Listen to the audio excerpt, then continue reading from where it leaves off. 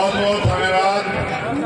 मेरा आग्रह है, जगह छोटी है और लोग ज्यादा, इसलिए बैठने में तकलीफ होगी, लेकिन ये बहुजन समाज तो हजारों साल से तकलीफ सहता आया है। अगर आज आधा घंटा आपको मेरी वजह से तकलीफ सहनी पड़े, तो ये मान के कि आज की तकलीफ आपको आने वाले 20, 30, 40 साल तक इस देश के शासक बनाने में मदद करेगी। तो मैं अपने भाइयों से अपील करूंगा कि उस तकलीफ को सह लो, क्योंकि यहाँ हमें कुछ भी आसानी से नहीं मिला है।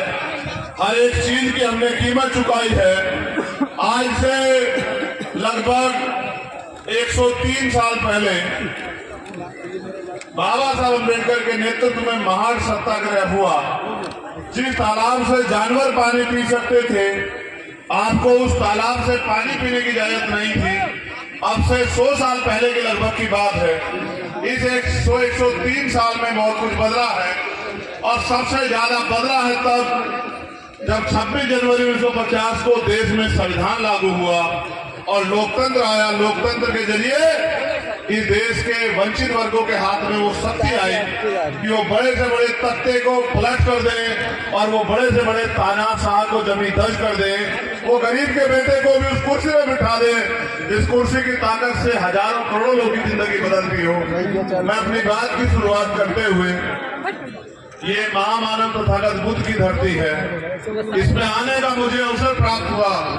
इस चुनाव के जरिए ही मैं इस अवसर में आप सबका बहुत बहुत धन्यवाद करता हूँ। यहाँ उपस्थित हमारे भीम आर्मी आजाद समाज पार्टी के सम्मानित वरिष्ठ लीडर और मेरे सामने उपस्थित हमारी माताएं, बहनें, नौजवान साथी, बुजुर्ग, मेरे हम और मेरे भाई, हमारी बच्चियां, हमारे छोटे बच्चे, प्रशासन के लोग और मीडिया के सम्मानित बंधु, मैं महामानव तथागत बुद्ध के बाद संत शिरोमणि सद्गुरु रविदास, भगवान वाल्मीकि, गुरु नानक देव, संत कबीर को भी याद करता हूँ, उनको नमन भी करता हूँ।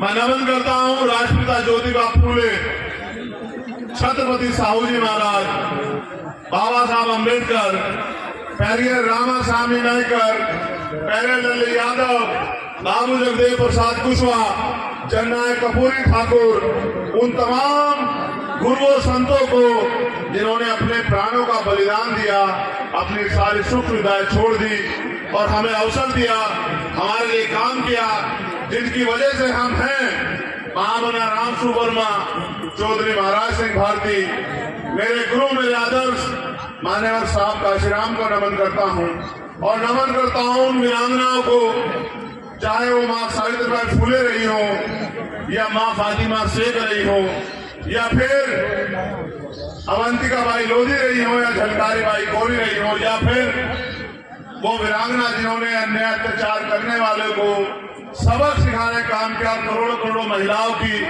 आदर्श बनी माँ फूलन देवी को भी नमन करता हूँ और अपनी बात की शुरुआत करता हूँ। सम्मानित मेरे बहुजन समाज के लोगों, जैसा कि मैंने आपको बताया कि असली आजादी तब मिली जब भारत में संविधान आया।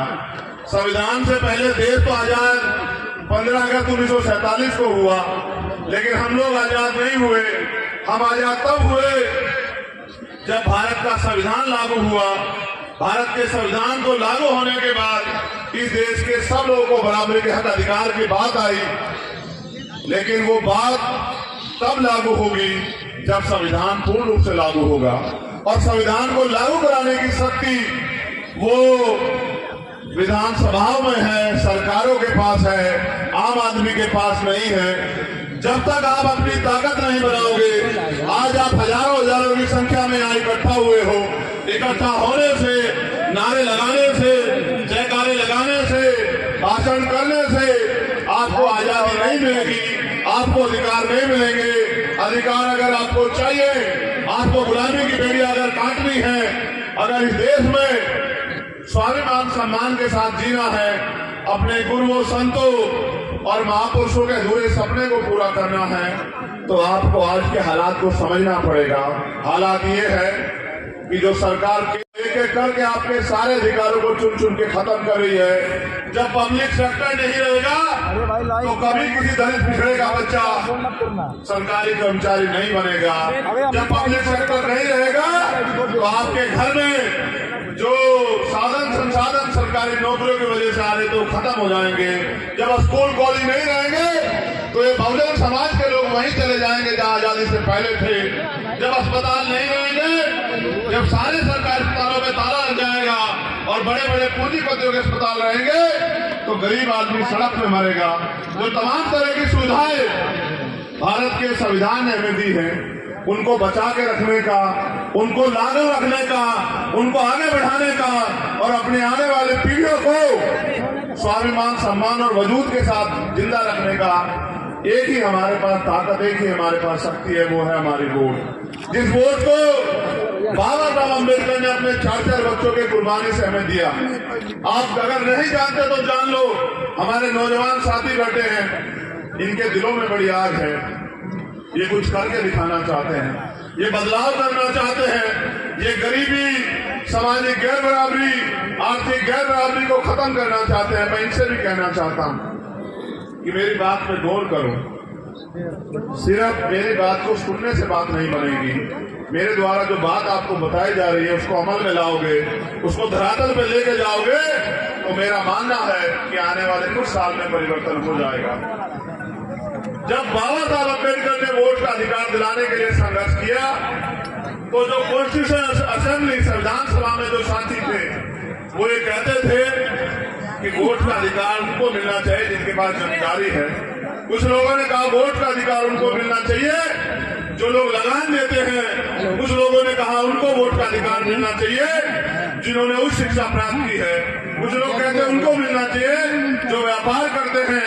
कुछ लोग कहते हैं उनको मिलना चाहिए जो धन दौलत रखते हैं। बाबा साहब अम्बेडकर ने कहा कि अगर चंद लोग फैसला करेंगे कि सत्ता में कौन आएगा तो इस तरह से लोकतंत्र नहीं बन पाएगा। लोकतंत्र तब बनेगा जब भारत के हर एक बालिग व्यक्ति को अपना उम्मीदवार चुनने का अवसर प्राप्त होगा। वो तय करेगा कि उनका विधायक कौन होगा, उनका सांसद कौन होगा, उनका मंत्री कौन होगा। जब वो तय करेगा, अपनी वोट का प्रयोग करेगा, उस प्रयोग के बाद जो तय सत्ता बनेगी, उस सत्ता के जरिए जब आम आदमी के हितों के काम होंगे। क्योंकि अगर आपको याद हो तो उन्होंने कहा कि संविधान कितना भी अच्छा क्यों ना हो, उसको लागू कराने वाले हाथ अच्छे नहीं होंगे, उनकी नीति अच्छी नहीं होगी, उनकी नीयत अच्छी नहीं होगी तो अंत संविधान बुरा साबित होगा।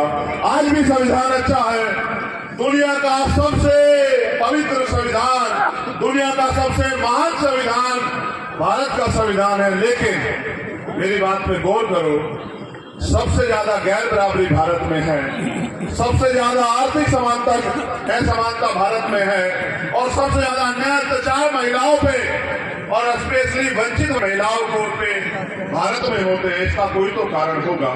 इसका कारण मात्र एक है कि बाबा साहब अम्बेडकर की बात को आगे बढ़ाते हुए माननीय कांशीराम साहब ने कहा कि वोट हमारा, राज तुम्हारा, नहीं चलेगा, नहीं चलेगा। उनके दृढ़ संघर्ष के बाद भी बहुजन समाज के लोग उनके संघर्ष में हंसते रहे और अपनी रोटी को खा के पेट में हाथ फेर के चैन से घर में सोते रहे। उसका खामियाजा ये हुआ कि वोट हमारे पास है और राज उन लोगों का है जो नहीं चाहते कि इस देश से कभी सामाजिक गैर बराबरी और आर्थिक गैर बराबरी दूर हो। अगर हमें सामाजिक गैर बराबरी को दूर करना है, अगर हमें जाति के आधार पर जो है समानता है उसका नाश करना है, अगर हमें भाईचारा लाना है, अगर हमें जो गरीबी, बेबसी, लाचारी, क्योंकि मैं देश में घूमता हूं, आप मुझसे प्यार करते हैं, मैं आपको बताना चाहता हूं देश की हकीकत ये है कि अमीरों के कुत्ते भी घी खाते हैं, अमीरों के कुत्ते भी एसी की गाड़ियों में घूमते हैं, उनके कुत्तों में भी अच्छे अच्छे गद्दे सर पे छत है। लेकिन गरीब अपना पेट काट काट के भी अपने बच्चों को नहीं पाल पा रहे हैं। पढ़े लिखे नौजवान सड़कों पे धक्के खा रहे हैं, सुसाइड कर रहे हैं और निकम्मी सरकार तमाशा देख रही है। जब आपकी सरकार नहीं बनेगी, आपका नेता नहीं बनेगा, आपके क्षेत्र के लिए लड़ने वाला नहीं आगे बढ़ेगा, आपको क्या लगता है जिन्होंने हजारों साल तक आपको इंसान भी नहीं माना, वो आपको अधिकार कब देंगे? ये आपकी क्यों नहीं समझ में आता? भाईचारा बनाना है बहुजन समाज के लोगों में बनाओ, भाईचारा बनाना है। ये जातियों में बने समाज को इकट्ठा करो, लोगों के बीच में जाओ, उनको सच बताओ कि आज सच तो ये है कि कारवा लुट चुका है, देश में कुछ बाकी नहीं है, सारी सरकारी एजेंसियों को खत्म करने की तैयारी हो गई है, सारे सरकारी डिपार्टमेंट को बेचा जा रहा है। आज रेल बिक रही है, आज फेल बिक रही है, गेल बिक रही है, सेल बिक रही है, कोल बिक रही है, एयरपोर्ट बिक रहे हैं। तमाम तरह के जो साधन संसाधन 70 साल में देश में खड़े हुए, जिनको आपने अपने खून पसीने से सींचा, आज वो लूट रहे हैं। रक्षा कौन करेगा? देश की रक्षा करने वालों, भारतीय संविधान की रक्षा कौन करेगा? सवाल आपके सामने है। जब न्याय सबके लिए समान है तो इन वंचित वर्ग की बहन बेटियों के इज्जत के साथ क्यों खेला जाता है? रोज क्यों उनके साथ अन्याय होता है? अभी एक FIR की कॉपी मुझे दी दिलीप भाई ने और मुझे बताया कि वहां जयंती के अवसर पे कुछ ताकतवर लोगों ने हमारे लोगों को नुकसान पहुंचाया और 2 लोग गिरफ्तार हुए। पुलिस के लोग भी यहाँ हैं। मैं इनसे कहना चाहता हूँ कि ये लड़ाई स्वाभिमान सम्मान की है। चुनाव 11 तारीख में खत्म हो जाएगा। अगर आपके क्षेत्रों में अन्याय होगा, आपको नौकरी बाबा साहब अम्बेडकर के संविधान की वजह से मिली है, और अगर आपके क्षेत्रों में आपके कुर्सी बैठे अन्याय होगा तो अभी अन्याय हम लोग नहीं सहने वाले। अगर आप न्याय नहीं दोगे तो हम आपके दफ्तरों के बाहर, अगर आप न्याय नहीं दोगे हम अपनी संवैधानिक शक्ति का प्रयोग करके मोर्चा निकालेंगे। अगर आप न्याय नहीं दोगे तो हम भी आपको एसी के कमरों में चैन से नहीं बैठने देंगे। जिंदाबाद जिंदाबाद जिंदाबाद जिंदाबाद। फिर कह रहा हूँ, आप भी जिंदाबाद करो, मैं भी जिंदाबाद करता हूँ, कुछ होगा ही नहीं। देखो, मैं 2 बातों पे आपका गौर वो करूंगा और आपको बताऊंगा कि भीम आर्मी किस हालात में आज आजाद समाज पार्टी किस हालात में, आपको समझना पड़ेगा। जब हम अन्याय के खिलाफ लड़ने जाते हैं और जिस ताकतवर व्यक्ति ने अन्याय किया, गौर करना मेरे उस पे बात पे, सीनियर लोग गौर करना। अभी तो मैं इन नौजवान लोगों के भरोसे लग रहा हूँ, ईमानदार से कह रहा हूँ इस बात को। आज मैं जो कुछ हूँ मैं इन नौजवानों की ताकत से हूँ। आप लोगों ने मेरे साथ खड़े होने काम किया, इनका जोश जुनून और आपका अनुभव, हमारा आंदोलन बुलेट ट्रेन की तेजी से आगे बढ़ेगा। हम लोग देश में बहुत कम समय में शक्तिशाली हो जाएंगे। मैं आपको बताता हूं कि हमें क्या क्या कीमत चुकानी पड़ती है। यहाँ हमारे 3-4 वरिष्ठ नेता बैठे हैं, चौधरी अमन सिंह जी, भाई आकिब साहब, अवनीश जी, हमारे जिले के अध्यक्ष और उनकी पूरी टीम।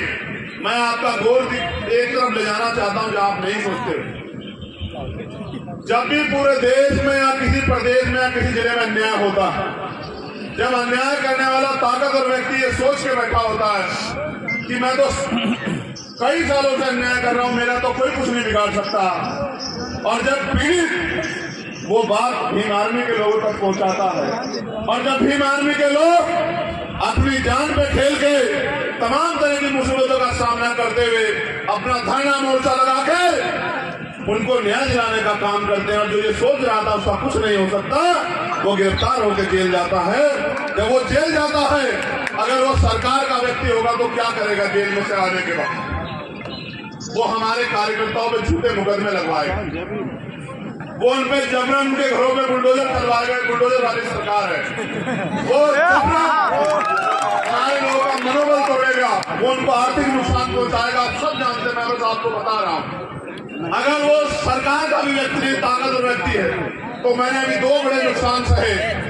एक, मेरा छोटा भाई राकेश पासवान वैशाली में मेरा शेर, उसको जयंती से पहले 20 गोली मारी, ताकतवर लोगों ने उसकी जान ले ली, उसको कीमत चुकानी पड़ी आपकी लड़ाई लड़ने। एक, मेरा बहादुर भाई चतर सिंह विदिशा मध्य प्रदेश, उसको उसकी हत्या की ताकतवर लोगों ने। देखो, मुझे रोज अपने भाइयों की लाश उठानी पड़ती है, आप से हम लोग आंदोलन चला रहे हैं। हम वो कोई व्यापार नहीं कर रहे थे, कोई लूटपाट नहीं कर रहे थे, वो आपके अधिकारों की लड़ाई लड़ रहे थे। और आप पता करवा लेना, वैशाली आपसे दूर नहीं है बिहार, कि जब तक राकेश पासवान था, किसी सामंती की मां ने दूध नहीं पिलाया कि वो किसी गरीब की बेटी की तरफ आंख उठा के देख ले, ये ताकत थी। लेकिन आज राकेश पासवान का परिवार डर के सामने, कारण पता है क्या है? हाँ बहुत कि आप उन नेताओं को ताकत देते हो जो चुनाव के समय आपके बीच आते हैं। हाँ चालो। आप जानते हो लोकतंत्र में जिनकी वोट की शक्ति जिनके साथ होती है वो ताकतवर होते हैं। मुझे 10 साल हो गए घर छोड़े हुए, मैं लगातार गली गली जाके आपको जगाने का काम कर रहा हूँ। इन युवाओं की बदौलत आज हजारों लोगों को न्याय मिलता है, और सिर्फ बहुजन समाज के लोग नहीं, हर समाज में रहने वाली बहन बेटियां न्याय के लिए हमसे उम्मीद करती है और वीडियो वायरल कर करके कहती है कि भैया से कहो हमारी मदद कर दें। इसका उदाहरण मैं आपको बताता हूँ कि आज दिल्ली के जंतर मंतर पे हमारे देश की गोल्ड मेडलिस्ट बेटियां बैठी हैं, न्याय की मांग कर रही हैं। उनको भी हमसे उम्मीद है कि हम लोग जाकर न्याय दिलाएंगे।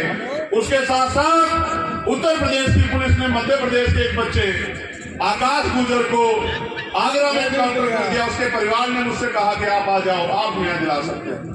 मैं आपसे पूछना चाहता हूं, आपने सबको ताकत दी है, आपने सबको हिम्मत दी है, क्या तो मेरे काम में शक बताओ कि आपके काम में ये वो है। अगर मेरी लड़ाई एमपी एमएलए बनने की होती तो मैं आज सिद्धार्थनगर में खड़ा होकर आपसे बात नहीं कर रहा होता। मेरी लड़ाई एमपी एमएलए बनने की नहीं है, मेरी लड़ाई ताकतवर बनने की नहीं है, मेरी लड़ाई बात इतनी है कि ये बहुजन समाज ताकतवर बने, इनके हिस्से में इनके अधिकार आए, इनके और मेरी लड़ाई इतनी है कि बाबा साहब अम्बेडकर अपनी पूरी जिंदगी कुर्बान कर गए हम पे, अपने 4 बच्चों को कुर्बान कर गए। माननीय काशीराम साहब चप्पल के सहारे पूरे देश में घूम घूम के फटी हुई बनियान और शर्ट पहन के उन्होंने इस आंदोलन को ताकतवर बनाया। वो पिता के समान हम लोगों के, उनका अधूरा सपना पूरा करने की जिम्मेदारी किसकी है आप बताओ? हमारी। क्या भारतीय जनता पार्टी के लोग उनका सपना पूरा करेंगे? नहीं। समाजवादी के लोग उनका सपना पूरा करेंगे? नहीं। कांग्रेस के लोग उनका सपना पूरा करेंगे? नहीं। मेरे भोले भाले समाज के लोगों, अगर आप उनके सपने के लिए मेहनत नहीं करोगे तो उनका सपना कैसे पूरा होगा? अगर सब लोग सर्जन हिताय सर्जन सुखाय हो जाएंगे तो बुद्ध का बहुजन हिताय बहुजन सुखाय कहाँ रहेगा? और जब बहुजन हिताय बहुजन सुखाय नहीं होगा, वही लोग ताकतवर हो जाएंगे, तो फिर आपको अधिकार और स्वाभिमान सम्मान कहाँ से मिलेगा? साहब कहा करते थे अगर आप फूल वालों को वोट दोगे तो फूल वाले ताकतवर होंगे, फूल वाले ताकतवर होंगे तो अपनी विचारधारा को आगे बढ़ाएंगे, अपने लोगों के लिए काम करेंगे। अगर आप पंजे वालों को वोट दोगे तो पंजे वाले ताकतवर होंगे, वो अपनी विचारधारा को आगे बढ़ाएंगे, अपने लोगों को ताकत देंगे, वो आपकी तरफ पलट के भी नहीं देखेंगे। अगर आप अपने आंदोलन को आगे नहीं बढ़ाओगे तो आपकी तरक्की कैसे होगी? सोचो मेरे लोग। ये बहन बेटियां जो यहाँ बैठी हैं, इनको घर में रोजगार कैसे मिलेगा?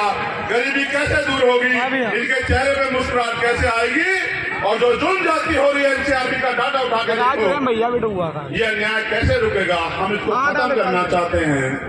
सड़क की लड़ाई हम लोग लड़ रहे हैं। मैं यहाँ आपसे देखो, मैं सीधे शब्दों में कहता हूँ, अगर आपके घर पे कोई काम करेगा, आपकी मजदूरी करेगा, तो क्या वो शाम के समय उम्मीद नहीं रखेगा कि आप उसको दिहाड़ी दो? बताओ, अगर उम्मीद करेगा नहीं करेगा वेतन की? आप जहां काम करते हैं वेतन की उम्मीद करते हो नहीं करते हो? बताओ। जब मैं 24 घंटे 7 दिन 300 दिन 30 साल के 365 दिन काम करता हूं, तो क्या मेरा वेतन आपकी जिम्मेदारी नहीं है क्या? बताओ। मेरा वेतन आपसे पैसा नहीं है, मुझे घर नहीं बनाना, मुझे बंगला नहीं बनाना, मुझे गेस्ट हाउस नहीं बनाना। मेरा एक ही वेतन है कि जब आपने सबको ताकतवर बनाया तो आप इस लड़ाई को लड़ने की हिम्मत मुझे भी दो। आप मुझे ताकत दे के देखो। मैं आपसे वादा करता हूं, जिन 50 साल के नेताओं को आप जानते हो, अगर उन 50 साल के नेताओं को 5 साल में नहीं भुला दिया तो चंद्रशेखर आजाद से सवाल करना मेरे जो काम वो 50 साल में नहीं कर पाए, सुनो उनकी नियत नहीं थी। अगर 5 साल में नहीं करके दिखाया तो कभी आपकी बस्तियों में पैर नहीं रखूंगा। और अगर आपने मेरा साथ दिया तो मैं से कह रहा हूं कि वो सवेरा आएगा, वो सूरज निकलेगा कि भारत के सपनों का भारत बनेगा। सबको रोटी कपड़ा मकान और सम्मान मिलेगा। कोई किसी के साथ दुम जात के अन्याय अत्याचार नहीं करेगा, भाईचारा बनेगा और फिर से देश सोने की चिड़िया बनेगा। मैं अपील करना चाहता हूँ यहाँ कपिल वस्तु से श्रीमती शुभावती देवी जो हमारी नगर अध्यक्ष की दावेदार है, मैं उनसे अपील करूंगा कि जो कपिल वस्तु के लोग हैं वो अपने एक एक वोट को केतली के चुनाव चिन्ह पर डालकर मेरे हाथों को मजबूत करें, हमारी बहन को ताकत दें। सोहरतगढ़ नगर पालिका से, नगर पंचायत से इजहार हुसैन जी हमारे प्रत्याशी हैं, आप बैठ जाओ। मैं उनके लिए अपील करूंगा कि आप अपने कीमती वोट को उनके चिन्ह केतली पर देकर उनको ताकत दें। उसका बाजार से प्रभावती माता विजय यादव, ये नौजवान मेरा छोटा भाई प्रत्याशी है, आपसे अपील है कि इनके हाथों को मजबूत करें। इसको जो ताकत मिलेगी वो ताकत मेरे हिस्से में आएगी। ये नौजवान है, अगले 30 साल 40 साल आपकी सेवा करेगा। और आगे बात बढ़ाता हूँ, इसमें थोड़ी सी अनुशासन कमी है, वो मैं डांट के ठीक कर दूंगा, घबराओ। नौगढ़ सिद्धार्थ नगर से फौजिया आजाद हमारी बहन, आपसे अपील करता हूँ। इटवा से पंचम हमारे दावेदार हैं, मैं पंचम से भी कहूंगा वो आगे आ जाएं। मैं इनके लिए आपसे अपील करता हूँ। बिस्कौर से सलीम राय हमारे दावेदार हैं, मैं इनके लिए भी आपसे अपील करता हूँ। बढ़नी चांपा से मनकी राम यादव हमारे प्रत्याशी हैं, मैं मनकी राम जी के लिए आपसे अपील करता हूँ। मानिकराम भारत भारी से हमारे पूर्व के जिला अध्यक्ष मेरे छोटे भाई प्यारे भाई ऋषिकेश जी प्रत्याशी हैं, मैं इनके लिए आपसे अपील करता हूं। और बढ़नी वार्ड नंबर 3 से लोहिया नगर ज्योति प्रकाश सभासद के हमारे प्रत्याशी हैं, आ जाओ।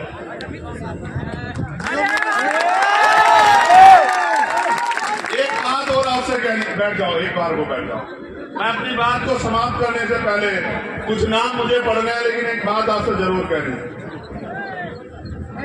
अगर सब अमीर लोग ही राजनीति करेंगे तो वो अमीरों के बारे में सोचेंगे। हमने अपने गरीब कार्यकर्ताओं के आपके भरोसे मौका दिया है, आप इनमें से छाट के देखो, एक आधा कोई ऐसा होगा जो सक्षम हो, वरना सारे आपके बीच के हैं। जब बाबा साहब अम्बेडकर ने कह दिया कि रानी का बेटा राजा नहीं बनेगा, जब उन्होंने कह दिया कि मैंने रानी का पेट काट दिया, राजा आपकी बैलेट वोट से तैयार होगा, बैलेट वोट से तैयार होगा, तो देखो गरीबी का दर्द समझता है। मैं मेरे पिताजी पढ़ के स्कूल के हेडमास्टर थे, अब तो वे दुनिया में नहीं। मेरी माँ खेत में घास लेने जाती थी और स्कूल से आके उस घास को मैं घर सर पे उठा के लाता था, फिर मशीन में काटता था, फिर वो दूध बिकता था, उस दूध से हमने पेट पाले हैं। उस पेट को पाल के मेरे पिताजी ने, मेरी माँ ने पेट काट काट के मैं पढ़ाया। मैं गरीबी की समस्या को समझता हूँ, इसलिए काम कर रहा हूँ कि और किसी भाई को ये सहना ना पड़े। एक हमारा चुनाव निशान है, वो कहाँ जरा दिखाना मुझे, ये बड़ा अच्छा चुनाव निशान है, इसको देखा आपने? क्या है ये बताना जरा मुझे। सुनो मेरी बात को, ये केतली तो है, लेकिन ये आपको कहाँ गए लेके चलेंगे? ये आपको अलादीन के चिराग जैसा नहीं लगता है क्या? लगता है नहीं लगता है? इसको आप अलादीन का चिराग मानो, क्योंकि बाबा साहब अम्बेडकर ने कहा राजनीतिक सत्ता वो चाबी है जो आपके सारे ताले खोल सकती है। इस अलादीन के चिराग में आप अपनी वोट को डाल देना 11 तारीख को, ठीक है? और फिर आप इसको रगड़ना, जैसे टीवी में दिखा देते हैं चिराग को रगड़ते हैं, क्या निकल के आता है? जेनविन तो नहीं निकलेगा। जैसे आपने इसको भरा वोटों से, वो जो नगर पंचायत के हमारे दावेदार हैं वो निकल के आएंगे, और वो क्या कहता है जिन निकल के